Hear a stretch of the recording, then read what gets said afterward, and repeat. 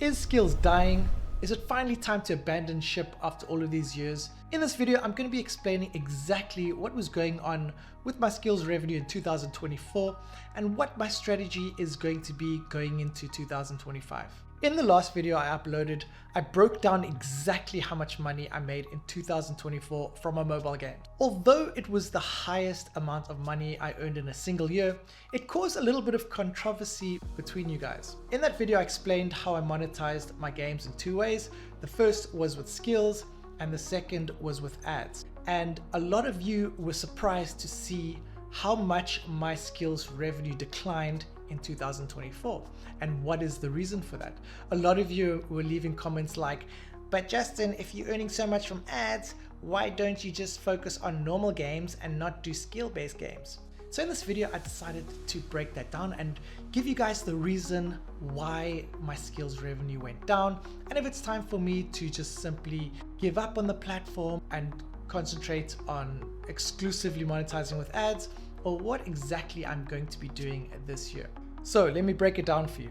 For those of you who are new and don't know how I monetize with Skillz, basically players are required to make a deposit into their Skillz wallet. They can then use that money to enter different cash tournaments. So if two players are competing against each other, player A pays an entry fee to compete against player B, who also pays an entry fee. Skillz then takes a part of that entry fee, and a part of that entry fee also goes to you as a developer. So basically you monetize on the amount of cash tournaments players play. Now, this type of monetization strategy can be extremely effective. This is why I've been building Skillz games over the last couple of years, and I've enjoyed a lot of success while doing so. One of the reasons why these games are so lucrative is that the engagement's really high. When you have anything that's driven by competition and you have real money prizes, that's a great incentive for players to keep playing. So retention rates are pretty good over the board. And another reason is because the LTV of these plays is extremely high.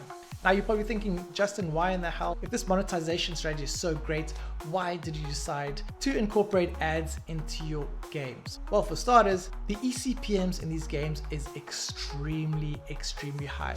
Some of my games have reached eCPMs of around $300, which is pretty much unheard of. It is absolutely crazy. And the reason why is because advertisers are willing to spend a lot of money to acquire these high intent users, these depositing users. Just like in the casino industry, advertisers are willing to spend a lot of money to acquire one depositing user. Same with skill-based, because they know the value of these players. So should you use ads in these types of games? Well, yes and no. It depends on your marketing strategy. I would say if you are like myself, who relying heavily on organic traffic, so basically all the traffic I get is free from the App Store, then if you put in ads, it's pretty much free money. These high eCPMs, as you can see from my last video, it does pretty well. If you are going the paid marketing route and are spending money on user acquisition, then it makes sense to nurture these users and not incorporate ads, because here's the thing, ads will cannibalize your conversion from free players into cash players, and the cash players are basically the driving force behind your revenue ultimately. So you don't want to have ads or anything that distracts players and decreases retention rates and things like that. So if you are running paid ads, I would say stay away from having ads shown in your games. But if you're like me, the eCPMs were just too good to be true, and that is why I decided to show ads. Although minimally invasive in non-cash tournaments, it still cannibalized a lot of my Skillz revenue. So it's basically kind of a calculated risk on my side to find the balance between ad monetization and then the Skillz monetization. So to explain more in depth why ads cannibalize the Skillz revenue, if you look at the life cycle of a player in a skill-based game, obviously they need to practice a lot to feel comfortable before they start playing cash tournaments. So you want to incentivize them as much as you can to keep playing free tournaments. So you want them to play as many free matches as possible, and then eventually they'll build up their skill level and feel confident enough to play for cash tournaments. By showing ads inside of your game, this limits the amount of games that a player wants to play essentially, because ultimately people get pissed off when ads are shown. Therefore, you're going to be cannibalizing on the conversion rate from non-cash plays into cash plays, which is going to hurt your bottom line.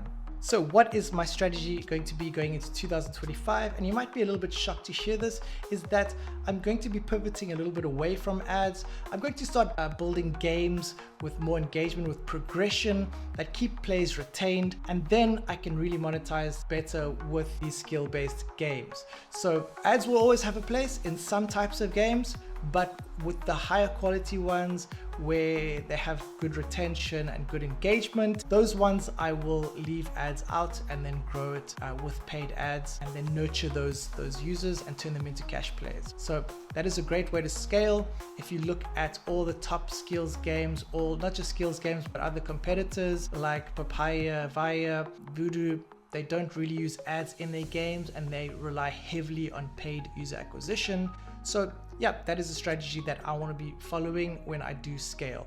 And for those of you who are still contemplating whether or not to build these skill-based games, is it still a viable option? I would say absolutely. Again, it depends on your marketing strategy. If you're going to be relying on free traffic, or if you have a budget to be able to scale with paid UA, then yeah, I still would say it's a viable option each way. You just have to kind of tweak your monetization strategy accordingly. So hopefully that explains why I had such a dip in my Skillz revenue, and why the ad revenue would not exist without the Skillz games, because like I said, advertisers are willing to spend a lot of money for very high intent users that will spend money in the game. So that's why you won't see high eCPMs in, let's say, a hyper casual game, because people are not spending money in there. So that's why they rely heavily on ad monetization. So hopefully that clears it up, and I look forward to hearing from you guys, crushing it in 2025. I'm certainly honed in this year with a laser focus, and I'm ready to grow my studio. So hope you guys enjoyed that video. If you did, smash the like button, subscribe if you want to see more of this content. I will see you on the next one. Stay safe and peace out.